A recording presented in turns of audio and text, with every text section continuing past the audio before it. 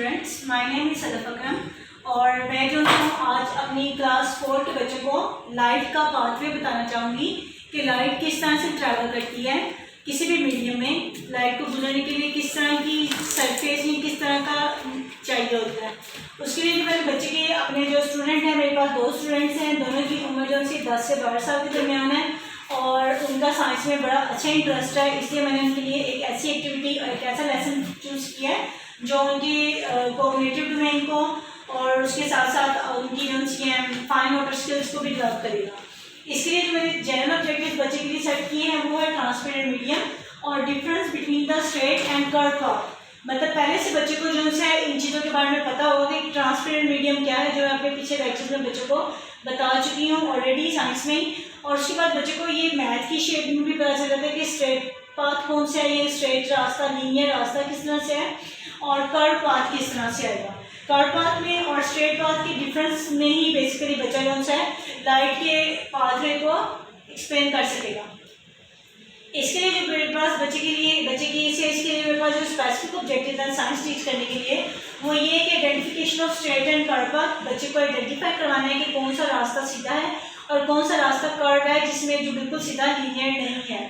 उसके बाद क्या है लाइट का पाथवे, लाइट किस तरह से गुजरेगी। इन 2 डिफरेंट डायग्राम्स की मदद से मैं बच्चों को बताऊंगी जो कि उनके टॉपिक से रिलेटेड है कि दोनों लाइट का पाथवे क्या है, लाइट किस तरह से गुजरेगी और उसके साथ क्या है कॉग्निटिव डोमेन है। जैसे कि डायग्राम से जैसे कि बच्चों को नजर आ रहा है कि कौन सा रास्ता स्ट्रेट है, जहाँ कहाँ पे लाइन जो है बिल्कुल सीधी जा रही है। एक साइड से इस डायग्राम में एक पाइप यूज किया गया है, एक पाइप के एक एंड के ऊपर कैटच डाल दी जाएगी, टॉर्च डाल दी जाएगी यहाँ पर और दूसरे एंड पे बच्चा उस लाइट को ऑब्जर्व करेगा और ये पाथ है आपके पास और इस पाथवे से बच्चा देखेगा कि किस तरह से लाइट सीधे पाथ में ट्रैवल कर रही है। एक एक्टिविटीज को इस डायग्राम को समझाने के लिए मेरे पास जो मटेरियल है वो है पाइप और torch. Let me show you कि किस तरह से लाइट जो है वो ट्रैवल करेगी। उसके लिए मैं जो है इस चार्ट को प्लेस करने वाली हूँ, इस पार्ट को इस डायग्राम के अकॉर्डिंग।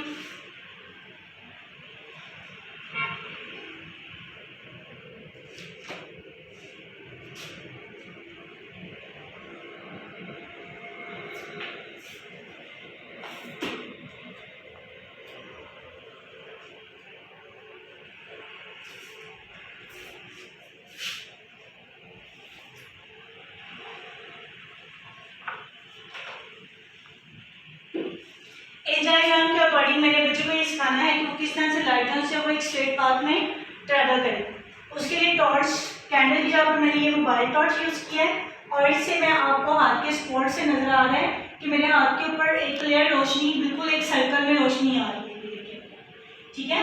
और ये जो से ये इस एक्टिविटी से पता चला कि लाइट जो से एक स्ट्रेट पाथ में मूव कर रही है, जबकि दूसरी एक्टिविटी में फर्स्ट एक्टिविटी में बच्चे को ये मेरे हाथ के ऊपर जो क्लियर स्पॉट बन रहा है इससे पता चला कि लाइट एक स्ट्रेट पाथ में मूव कर रही है इस तरह से, ठीक है।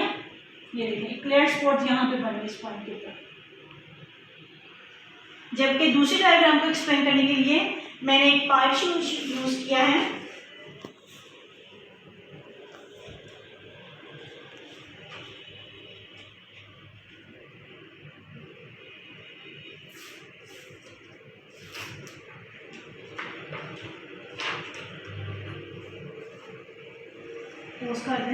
साइकिल में डायग्राम में पाथ जो है वो स्ट्रेट नहीं है, जिसमें हम लोग बच्चे को ये बताएंगे कि लाइट कभी भी कर्व पाथ से नज़र नहीं आएगी बच्चे को।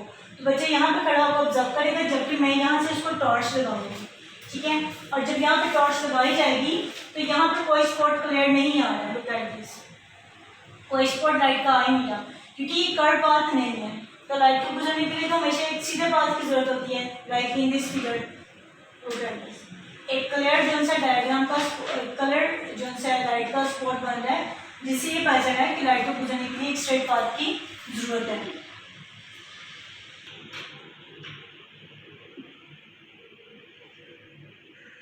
सेकेंड डायग्राम में स्पॉट नहीं नजर आ रहा लाइट का, जिससे बच्चे को बड़े अच्छे तरीके से बच्चे एक्सप्लेन एलैबोरेशन हो रही है बच्चे के लिए कि लाइट को गुजरने के लिए हमेशा एक स्ट्रेट पाथ की जरूरत है।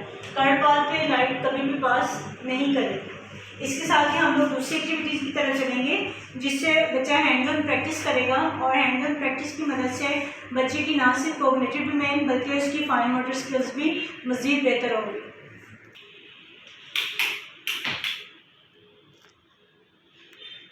आ रही हैं बस काली आ रही है। अच्छा मैं जब वहाँ पे करूँगी ना तब करना, ठीक है? ठीक है। अच्छा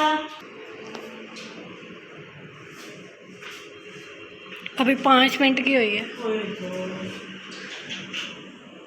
हालांकि इसमें इतना कुछ था बोलने को और ये थोड़ी हुई है। बोला भी है ना? हाँ जी। अच्छा दोबारा मैं शुरू करा दूँ, बाद में वो समरी सारी दोबारा हो गया। इस तरह से अगर स्पेसिफिक ऑब्जेक्टिव्स को देखा जाए तो बच्चे को पहले स्ट्रेट पाथ की आइडेंटिफिकेशन करवा दी जाएगी जिसमें हमारे पास एक क्लियर स्पॉट बना। उसके बाद बच्चे को जो है कर्व पाथ की आइडेंटिफिकेशन करवा दी जाएगी एक डिस्क का हिलाकर थोड़ा सा, और जब एक डिस्क हिलेगी तो उससे जब क्लियर स्पॉट नहीं बनेगा तो बच्चे को पता चल जाएगा कि पाथ स्ट्रेट नहीं है, मतलब कोई कर्व रास्ता आ गया, इस तरह से क्लियर स्पॉट नहीं आएगा। तो स्पेसिफिक ऑब्जेक्टिव्स के अकॉर्डिंग हम लोगों ने बच्चे को आइडेंटिफाई करवा दिया है स्ट्रेट और कर्व पाथ का, लाइट की with the help of light torch. Second उनसे लाइट का पाथ है बच्चे को डिस्क्राइब हो गया है कि लाइट किस पाथ में ट्रैवल करेगी, स्ट्रेट और इन कर्व। तो बच्चे को जब इतनी ज़्यादा एक्टिविटी करवाएगा, बच्चे करेगा खुद अपने हाथ से, तो बच्चे को अच्छे तरीके से पता चलेगा कि लाइट हमेशा एक स्ट्रेट पाथ में ट्रैवल करेगी। थर्ड बात है बच्चे की कॉग्निटिव डोमेन। कॉग्निटिव डोमेन किस तरह से बच्चे का बेहतर की जा सकती है, जब बच्चा बार बार हैंड्स ऑन प्रैक्टिस करेगा इन एक्टिविटीज़ के थ्रू। बोर्ड के ऊपर जो प्लेस की गई एक्टिविटी, उसके बाद फ्लैश कार्ड्स और वीडियो शो करवा के बच्चे को इस टॉपिक के बारे में मज़ीद अच्छे तरीके से एलैबोरेट किया जाएगा। लास्ट में हमारे पास जो है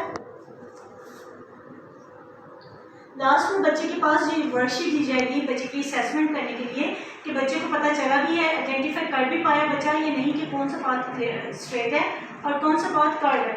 बच्चे को एक्टिविटी दी जाएगी और बच्चे को कहा जाएगा कि जो सा करेक्ट पाथ है लाइट के पाथ पे है जो, उसके ऊपर टिक किया जाए या उसको कलर कर दिया जाए। तो अगर बच्चा ए ऑप्शन को सिलेक्ट करता है लाइट के पाथवे के लिए, तो बच्चे के सर पे ये क्राउन डाल दिया जाएगा जिससे बच्चे को रीइंफोर्समेंट मिलेगी, पॉजिटिव रीइंफोर्समेंट, और उसको अपना टॉपिक अच्छे तरीके से समझ आई होगी तो वो इजीली जो है इस वर्कशीट को सॉल्व कर सकेगा। इसके अलावा बच्चे को जो है होम टास्क के लिए ये वर्कशीट और इसकी तरह उसकी जो नोटबुक के ऊपर होमवर्क डिज़ाइन किया जाएगा वो दिया जाएगा, जिससे बच्चे की बड़ी अच्छी जो है उसकी लर्निंग हो जाएगी और उसको टॉपिक के बारे में बड़ा अच्छा पता चल जाएगा। Thank you.